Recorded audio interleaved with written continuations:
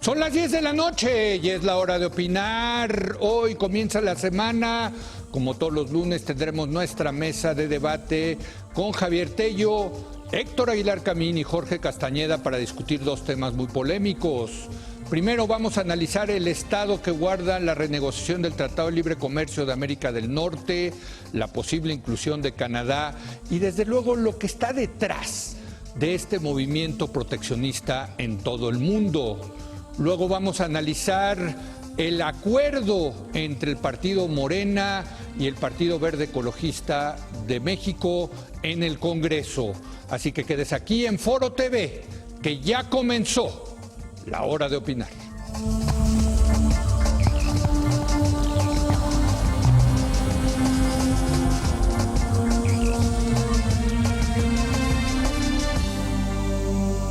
Muy buenas noches Héctor Aguilar Camín, ¿cómo estás? De regreso. Muy bien, Leo, muy bien. Javier Tello, muy buenas noches. Y desde Nueva York, Jorge Castañeda. Jorge, ¿cómo estás? Muy buenas noches. Hola Leo, Héctor, Javier, ¿qué tal? Buenas noches.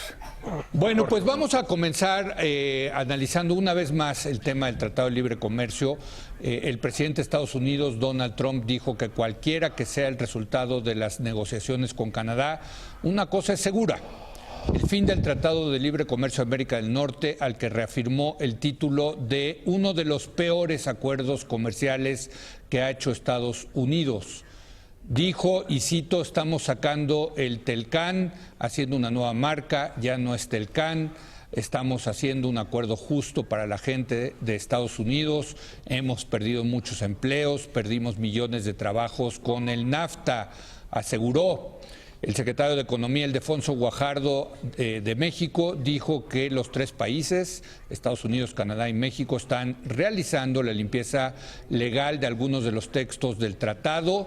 Dijo que falta por concluir un 10% del acuerdo trilateral y señaló que si no se concreta un acuerdo en tiempos previstos, México tomará una decisión adicional sobre el siguiente paso que deberá tomar hacia adelante. Lo que sigue en suspenso, Jorge, es si vamos a tener un tratado trilateral o un tratado bilateral. ¿Cómo estás viendo? Vi que durante tus vacaciones escribiste mucho al respecto. ¿Cuál es tu opinión? Sí, las eché a perder mis vacaciones con eso, pero fueron tan fantásticas que ni con el TLC las podía echar a perder realmente. Mira, y lo de Canadá es un tema y la verdad no lo han podido resolver, pero la impresión que tengo es que se va a resolver. No sé si en los tiempos que quiera Peña Nieto o Peña Nieto y López Obrador, porque los de la prisa son ellos. Ni Estados Unidos ni Canadá tienen prisa. Pero me da la impresión que Canadá sí puede jalar, aunque hay el problema de las elecciones en noviembre en la provincia de Quebec, que produce la mitad de los lácteos que exporta Canadá a Estados Unidos.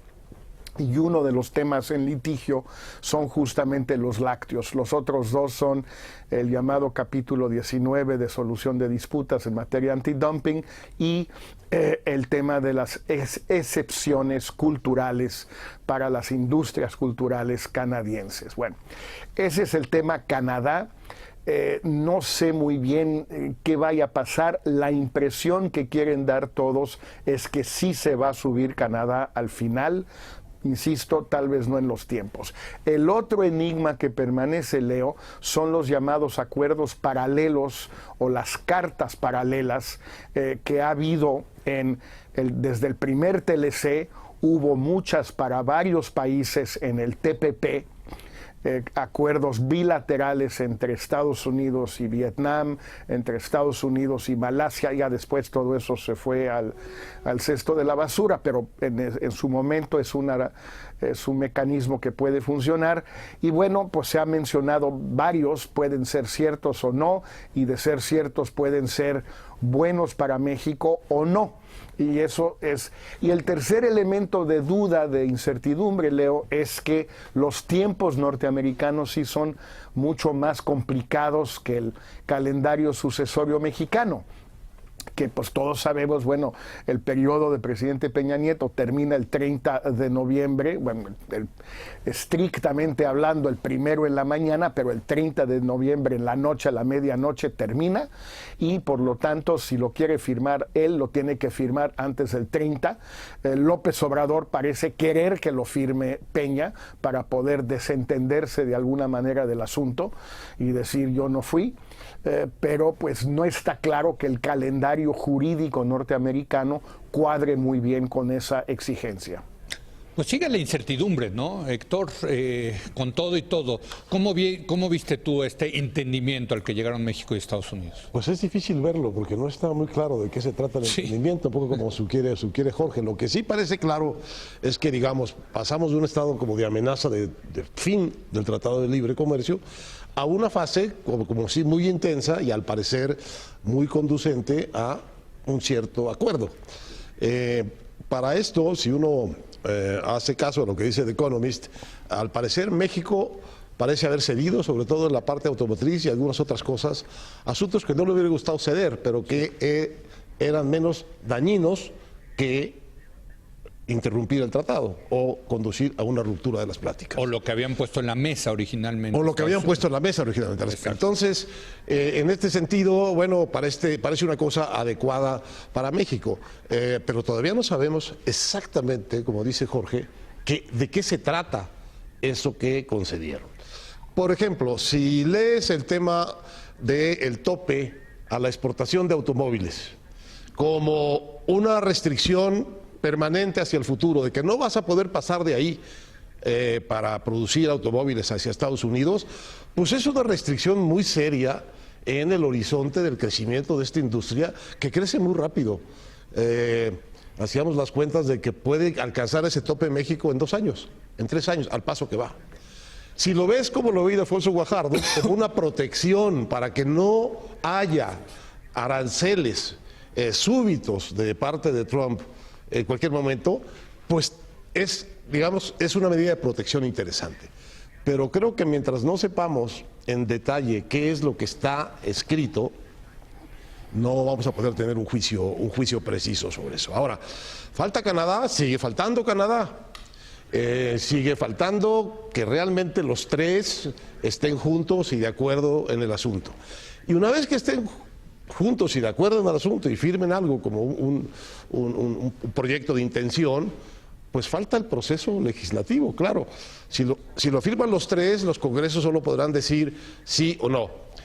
Pero si hay algunos problemas serios en el Congreso americano con algunas partes de lo que quede, o en el Congreso mexicano, pero sobre todo en el americano, pues tampoco está dicho que lo van a pasar en automático, ¿no? Sí. Eso es una discusión larga, compleja, aparecen todos los intereses a decir su punto de vista y tampoco está claro que vaya a resultar así. Ahora, si se rompe el tratado trilateral y cada quien negocia por su lado, pues entonces sí entramos en una terra incógnita de largo plazo que quién sabe dónde va a terminar y en la que probablemente tendremos incertidumbres pues muy largas y muy difíciles de prever, porque ahí sí, en el tratado bilateral, los congresos locales sí pueden establecer la discusión artículo por artículo. Y eso sí, tú sabes muy bien la mecánica del Congreso americano. No, totalmente. Entonces se vuelve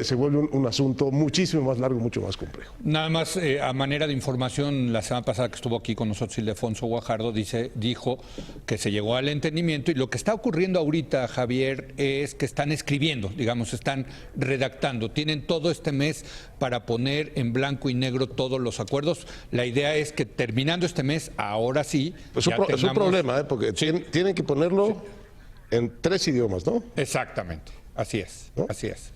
Tiene que haber y a la hora de los abogados... Sí, es que eso es lo que está ocurriendo en este momento. Se está redactando en este momento el fine print, como dicen en inglés, ¿no? Y un estudiante de doctorado que le falta la tesis, solo le falta la tesis. Ya conozco esa historia, Solo falta la tesis.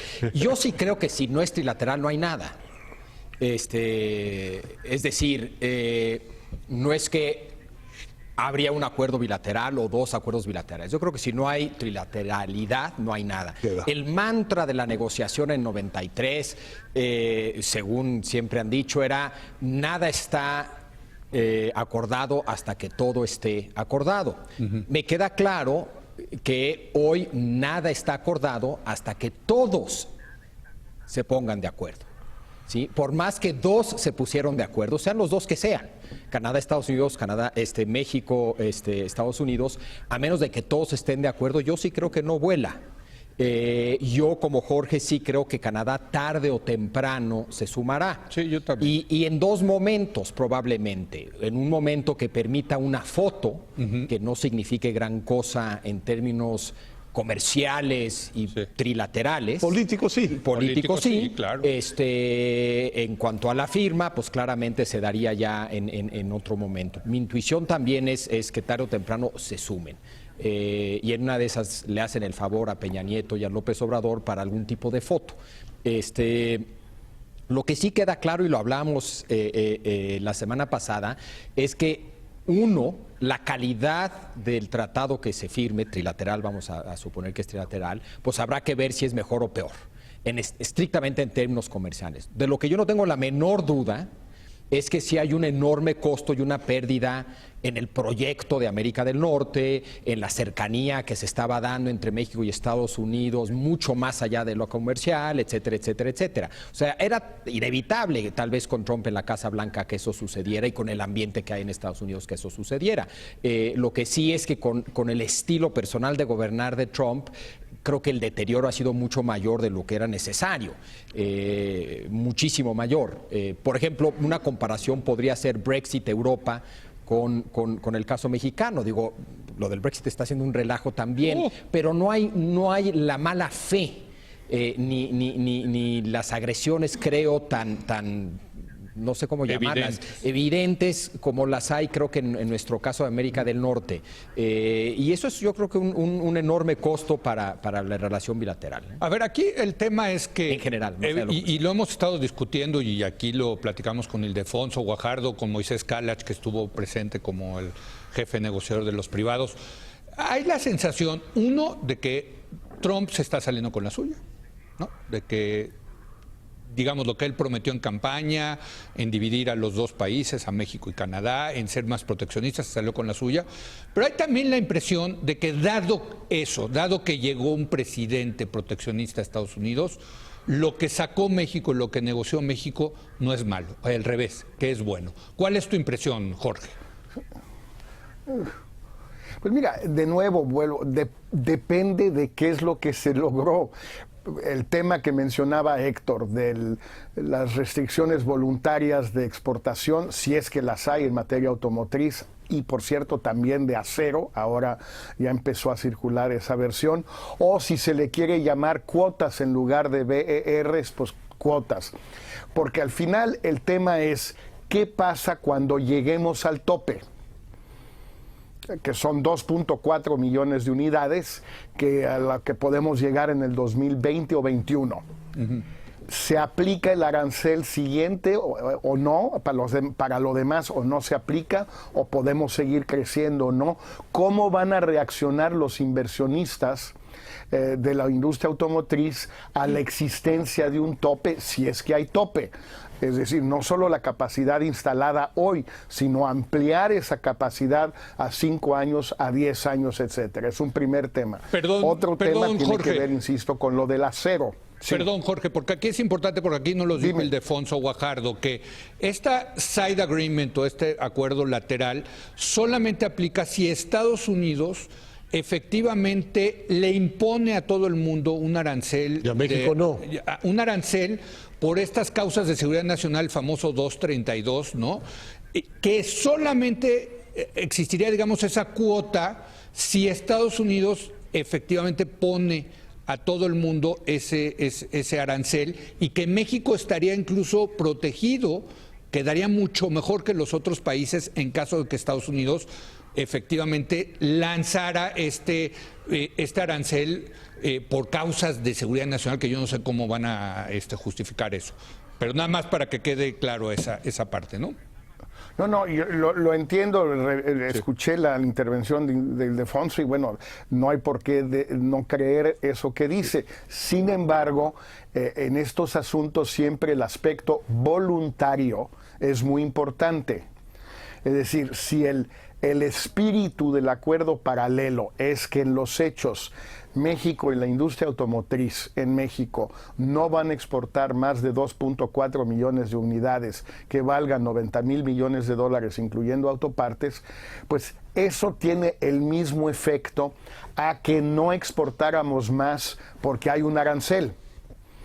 ¿Me explico? O sea, todo está en la palabra voluntaria. Como no hemos visto el acuerdo paralelo, como no hay un texto, sí, o lo hay, pero nadie lo ha visto, pues es muy difícil saber exactamente a qué se refiere, cómo está fraseado y cuáles son las hipótesis. Es un primer elemento. El otro es esta cuota de acero, de exportación de acero, que no parece tan absurda, porque ese fue el acuerdo a que llegó Estados Unidos con Corea.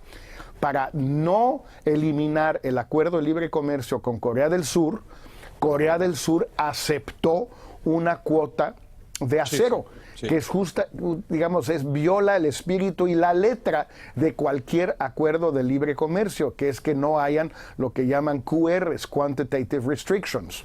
Pues una cuota es una quantitative restriction, pues ahora sí que en buen francés. Entonces creo que ahí el problema es saber bien esto.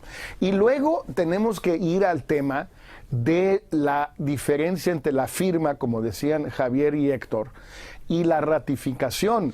Vale la pena recordar, Leo, que en agosto de 1992, Salinas de Gortari, Bush padre y Brian Mulroney firmaron el TLC en San Antonio y entró en vigor el 1 de enero de 94, un año y 5 meses después, porque entre tanto hubo ese pequeño detalle que fue una elección presidencial en Estados Unidos donde perdió el que había firmado. Cosa que no va a suceder en este caso porque no hay elección, pero sí hay una elección legislativa en noviembre donde todo indica que los republicanos perderán su mayoría en la Cámara de Representantes, por lo menos. Entonces estamos hablando, yo creo, mínimo de unos 8 o 9 meses antes de que esto pueda ser ratificado por ambas cámaras en Estados Unidos. Antes de abril, yo lo veo absolutamente imposible, me puedo equivocar desde luego. Yo creo que el tema de fondo, a mí lo que me parece muy interesante es que México en los años del presidente Salinas le apostó a un nuevo modelo de desarrollo basado en el libre comercio, firmamos esta cosa llamada TLC, que ha sido tan exitoso que ahora hasta la izquierda lo defiende en el país, ¿no? Creo que el mejor legado del neoliberalismo ha sido el TLC. Pero cambiaron las condiciones. Hoy en el mundo hay vientos y realidades proteccionistas. Y creo que ahí está el gran reto, Héctor. ¿Qué vamos a hacer los mexicanos frente a esta nueva realidad? Bueno, creo que ese es el fondo del asunto, tenemos, ¿no? Dos retos. Ese general, estructural del momento histórico, y el presidente de Estados Unidos. Sí, claro, que es parte de eso. ¿Qué es eso? Más él. Sí, o sea, es una cosa muy complicada. O sea, una vez que desacomodas el tablero, como sucedió, pues entras en un estado de incertidumbre como estamos. Llevamos mucho tiempo en esto, y falta mucho tiempo. Yo no quiero disminuir en lo más mínimo ni el esfuerzo, ni la inteligencia, ni la calidad de la negociación, ni la paciencia, al contrario. Sí, al revés. Pero básicamente me voy a quedar con la metáfora de Javier. Están en la situación para este TLC 2.0, pues del doctorado, que ya terminó su doctorado, nada más le falta escribir su tesis. Pues ahí nos quedamos varios. Creo que ahí estamos, ¿no? Ahí nos quedamos varios. Me parece muy buena la metáfora. Porque... Javier. No, tienes toda la razón, Leo. Creo que el problema es mucho mayor que un tratado de libre comercio. Claro, es que ese es el tema. Un presidente de Estados Unidos que llega a la Casa Blanca y representa una cachetada al modelo de desarrollo de México, no solamente en lo comercial. Yo creo que es más allá que eso. Sí, totalmente. En lo político. Es un presidente de Estados Unidos que rechaza la globalización, Sí, sí, sí. que uno de sus elementos es el libre comercio. Es un presidente de Estados Unidos que rechaza el libre comercio. Sí. Y es un presidente de Estados Unidos que rechaza la democracia liberal en cierto sentido. Sí. ¿No? Que son tres grandes apuestas que México hizo de los 80s a 2000. Primero la globalización en los 80s, luego el libre comercio en los 90s y luego la democracia liberal en el 2000. Y en medio de eso rechaza también puntualmente a su vecino. Sí, bueno. Porque eso no hay que añadirlo. Sí, en fin, entonces No le gustamos, no le gustamos. y no teníamos una alternativa, un proyecto alternativo. No. En cierto sentido, López Obrador viene con una alternativa, que es un tema de mercado interno, que es un tema de motor de desarrollo que ya no depende o le apuesta del todo a la exportación. Eso ya venía sucediendo en cierto sentido y de hecho el crecimiento de México en años recientes tiene que ver con demanda interna, etcétera, ¿no? Pero sin lugar a duda, curiosamente, en estos tiempos que están cambiando en Occidente, llega un proyecto, igual no funciona, igual fracasa, lo que tú quieras, que en cierto sentido le está apostando a otra cosa que no sea, sin rechazar el libre comercio, aceptándolo como un hecho, como algo necesario, incluso como algo positivo, pero que claramente su modelo de desarrollo, su apuesta respecto a crecimiento económico está en otro lado, ¿no? Sin descuidar lo del libre comercio, pero sí está claramente en otro lado, ¿no? Entonces veremos si eso compensa, ayuda. Lo veremos, ¿no? Es que a mí me llama la atención porque yo sí creo que han hecho una gran labor los negociadores, en serio, dentro de lo que cabe.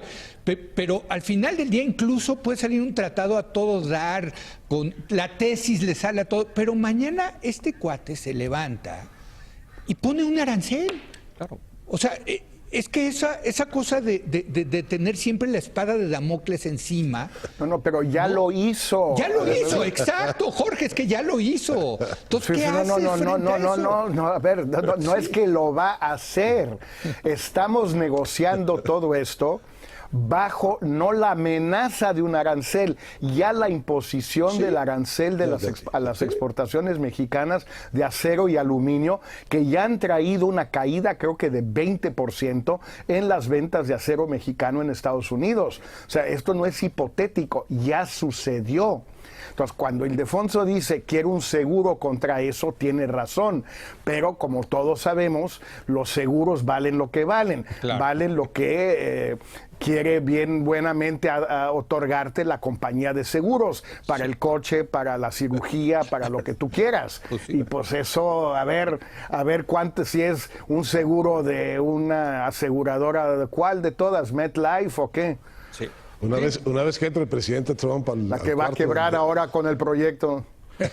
Donde hace sus tweets, dice, no sé si en la carta que salió anónima de un funcionario alto de la Casa Blanca o si lo dice Bob Woodward en su libro, dice que le llaman, cuando se le mete, dice, entró al cuarto del diablo. Sí. ¿Quién sabe qué va a salir de ahí?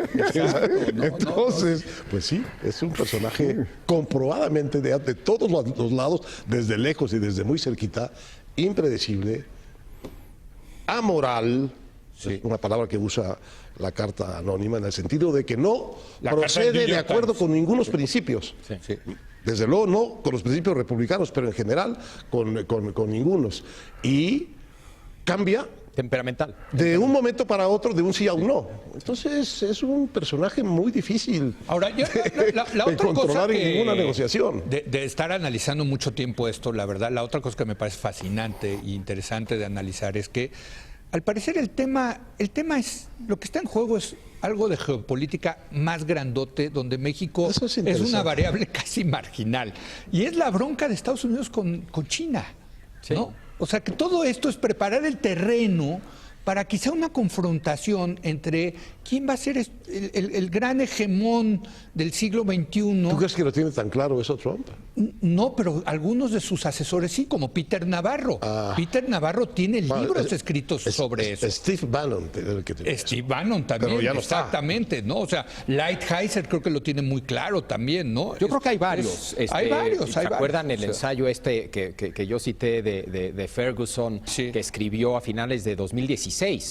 donde habla de esta estrategia, que es una estrategia basada Hay en un libro que escribió ofensivas. Kissinger. Sabemos que hubo contacto entre Kissinger y la gente de Trump. Yo creo que ahí está ese proyecto, esa visión. Y yo creo El que tema de China, Estados Unidos. Y en ¿no? el caso de Trump, hombre, no está en un sentido de que él no es un ideólogo ni alguien muy coherente ni sofisticado en estos temas, pero creo que también ahí está a un nivel intuitivo. Pero no solamente es un tema global geopolítico, Leo, al mismo tiempo es un tema profundamente local. Es decir, este discurso automotriz está dirigido a un pequeño Michigan. electorado en 2, 3 estados, ¿no? Y es lo único que le importa, darle a ellos este discurso, porque vete a saber a la hora de la hora si los beneficia o no. El consenso es al parecer que en el mediano largo plazo no los va a beneficiar, pero les quiere dar en el corto plazo, rumbo a noviembre y poquito después. Lo que ellos demandan. Les está dando esto, algo profundamente local. Pero también profundamente global. Eso está interesante, ¿no? Sí, o sea, se combinan estas dos cosas. Jorge.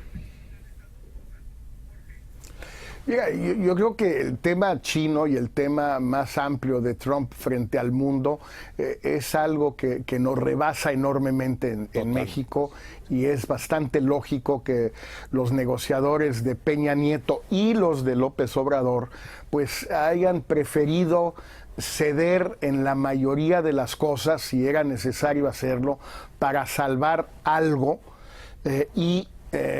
pues ese algo es mejor que nada.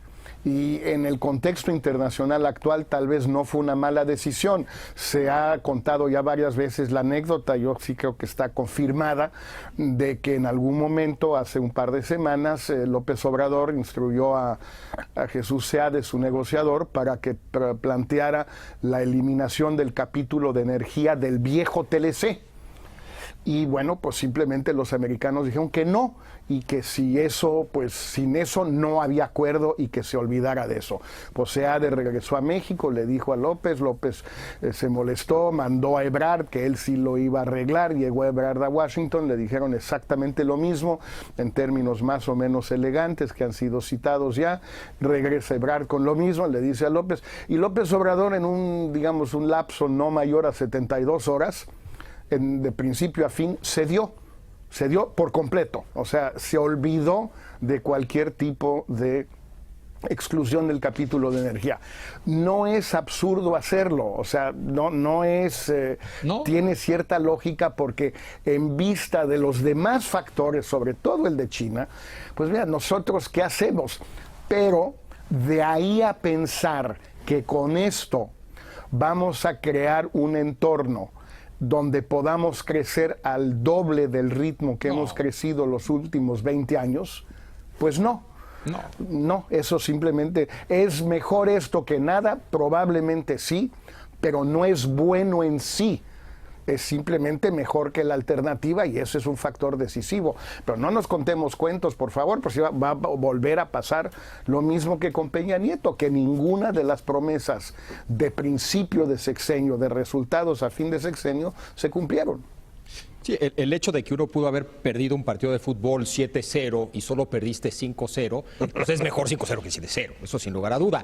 Pero no caractericemos, esto como una victoria. Y eso, una vez más, no refleja en la calidad, sofisticación, ganas del equipo negociador mexicano. El problema, una vez más, fue de que Trump, la simetría en la relación, China, lo que tú quieras, ¿no? Pero creo que sí es importante describir el resultado, como decía ahorita Jorge, con precisión, para no hacernos ilusiones, etcétera, etcétera, etcétera, y para darnos cuenta lo que pasó. No, totalmente. Yo recuerdo, y creo que tú ibas en ese vuelo, Héctor, que cuando fue el presidente Salinas a Europa, después de que cayó el muro de Berlín, hubo como una epifanía de que aquí cambió algo, cambió radicalmente el mundo, y tenemos que hacer algo para insertar a México en esta nueva realidad. Yo siento que algo así está pasando, y no le hemos encontrado la cuadratura al círculo. Pero entonces teníamos... Tú venías, ¿no? Ahora te cuento, teníamos la opción de Estados Unidos. Sí. Hoy no tenemos otra opción. Pero debe de haber opciones. En ese viaje, el presidente Salinas iba a sondear las posibilidades de nexos comerciales con Europa. Y creo que habló con todo el mundo, en todo el mundo encontró reticencia, pero que le dijo con toda claridad las cosas fue la señora Thatcher. Sí. Le dijo, mire usted, Europa está viendo toda hacia Europa del Este. Aquí Sí. usted no va a encontrar ningún socio. ¿Pero por qué lo viene a buscar aquí si lo tiene enfrente y es el mejor socio que puede usted tener? Y en consecuencia, Ahí salió la idea del Tratado de Libre Comercio. ahí salió el entendimiento Sí. de que si tú no te subías a tiempo a uno de los grandes bloques comerciales que había, te ibas a quedar realmente en una posición muy débil. Pero ese mundo está desapareciendo, ¿no? Ese es el que está en cuestión ahora. Exacto. Entonces ahora Sí, tú sí, dices, pero Leo, no insistas Leo. con Estados Unidos porque no te va a hacer caso. Entonces, ¿y ¿Con cuál quién? es la alternativa? ¿Con China? ¿Con China? A ver, Jorge. No, sí, pero lo que la señora Thatcher le dijo al presidente Salinas, siendo cierto, era inercial. Llevábamos ya casi 100 años duda. haciendo Sí, eso. sí, sí, sí. Estados Unidos pasa a ser nuestro principal socio comercial y fuente de inversión extranjera en 1894, si no me equivoco. Corrígeme, Héctor. era inercial. Entonces, no es que estamos de repente, Jorge, era totalmente era inercial, pero era no lo era. cíclico, inercial, pues enhorabuena. Jorge, era inercial, pero no lo era, porque había cierta resistencia, sino una gran resistencia en México, incluso en el gobierno de Salinas Sí, claro. y entre los neoliberales, Sí. a aceptar la idea de dar un paso serio de integración con Estados Unidos. Ni se diga la izquierda. Eso también estaba en la mesa. Ni se Bueno, diga, y ni se diga Jorge que se oponía, pero por otras razones. Por eso, él quería otras cosas dentro de esa negociación. Pero nos tocó verlo a Jorge cuando éramos estudiantes, tú y yo en Columbia, hablar por qué estaba en contra del tratado, ¿no? Sí, yo creo que el tema entonces era algo parecido al tema ahora, es decir, la relación es profundamente asimétrica. Sí. Entonces, cualquier persona que sepa las enormes asimetrías de esa relación sabía que iba a salir ganando Estados Unidos de una u otra manera y cada quien le importaban los temas que le importaban. Y que en los que te importaban tú sentías que México no iba a ganar y entonces te ponías al tratado por esas razones. Mientras que del otro lado decían, mira, con que ganamos en esto otro, vale la pena sacrificar un poco lo que estamos viendo ahorita, ¿no? Pues sí, sacrificar sí, estas otras cosas. sí. Y luego había límites, bueno, pero el sector energético no. Sí. Y eso se logró en su momento. En fin, creo que son debates todavía similares que tienen que ver con estas enormes asimetrías que las vemos en todos los temas. Totalmente. Los vemos en el tema del narcotráfico, los vemos en el tema migratorio, los vemos en el tema del agua en la frontera, Totalmente. los vemos en todos los temas. Y creo que México históricamente no lo ha hecho tan mal. Yo como esta quisiera- vez no lo hemos hecho tan mal. Para ir concluyendo esto, porque se nos va Jorge, y quiero precisamente en esta cosa de este mundo que está cambiando y que hay esa sensación de que algo está pasando en el mundo y que México no se puede pues aislar de eso. Acabo de leer precisamente a Jorge Castañeda diciendo, paradójicamente, México, ¿qué está pasando otra vez? Se está volviendo a ver el ombligo. Jorge. Pues mira, como es bastante lógico y quizás Javier lo formuló en términos muy precisos, es decir, lo lógico es ante una amenaza externa tan seria como la que estamos enfrentando nosotros y muchos otros países, pues hay una tendencia a la introspección, a mirar hacia adentro, hacia desentendernos o desinformarnos de lo que está sucediendo en Estados Unidos y en el resto del mundo. Si lo quieres plantear como un proyecto alternativo o no, pues esa es una discusión distinta. Por eso decía yo que lo de Salinas fue inercial en el sentido de que iba en el mismo sentido de la historia reciente, en ese momento 70, 80 años de la historia reciente de México, con las resistencias que se quiera. Pero hoy no hay ni siquiera inercial. ¿A dónde diablos vamos a mirar? Porque mirar hacia otra parte en el mundo a México simplemente no le queda. Y mirar hacia adentro pues puede ser interesante, nada más que ya no es el país de entonces. Es un país donde 60% de la economía está en el comercio exterior, que tiene 12 y pico de millones de nacionales viviendo fuera, donde el turismo es el primer empleador del país y 90% de los turistas vienen de Estados Unidos. Pues ya no es el país de 1992 o de 1989. Entonces, pues sí, el ombliguismo mexicano de hoy y la nueva insularidad, por no utilizar otro término más despectivo, pues sí es problemática que en México volvernos insulares o provincianos hoy es mucho más complicado que antes. Y el ciclo sigue, es decir, cada presidente es más insular o provinciano o rústico que el anterior, y México es cada vez más sensible a todo lo que sucede en el mundo. Esas dos curvas están al revés, y eso nos hace un enorme daño. Gracias, Jorge Castañeda, de Nueva York. Te despedimos y nos vemos la semana que entra. Jorge, buenas noches. Abrazo a todos. Nos vemos. Javier, tú querías para ya terminar este tema. Yo creo que el tema, son dos temas al hablar de la insularidad que menciona Jorge. Un tema es el estrictamente económico.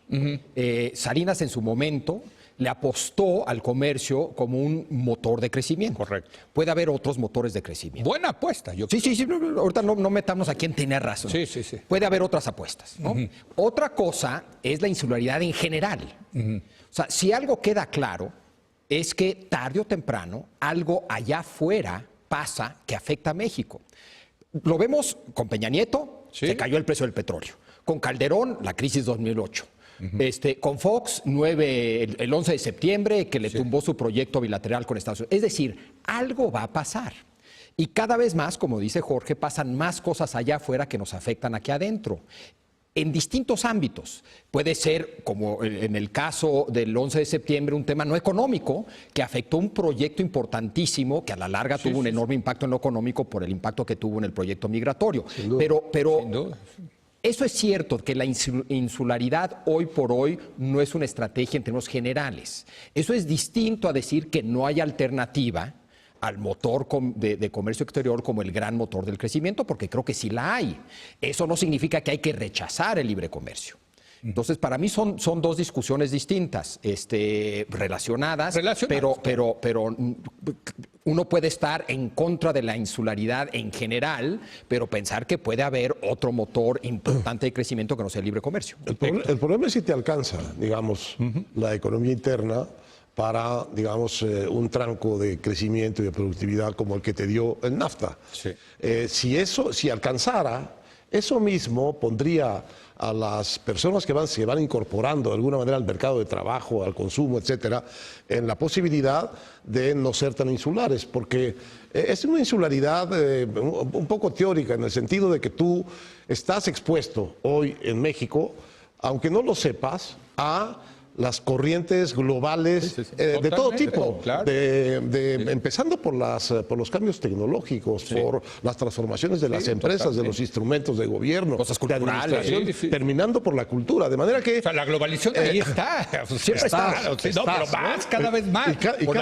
Y cada vez más rápido, claro. ¿no? Entonces, digamos...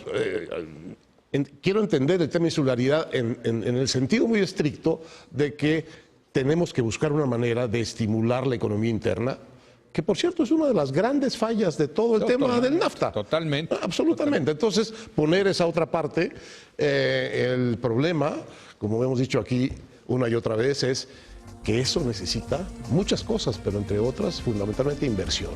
Y no vemos en dónde está el tamaño de inversión que necesitarías para generar un polo interno de crecimiento y de productividad y de prosperidad para quienes no entraron al mundo NAFTA, quienes se quedaron fuera del mundo NAFTA. Bueno, vamos a hacer una breve pausa y regresamos ahora para analizar lo ocurrido la semana pasada en el Congreso. Al parecer una alianza entre Morena y el Partido Verde Ecologista de México. Vamos a analizar esto regresando de la pausa.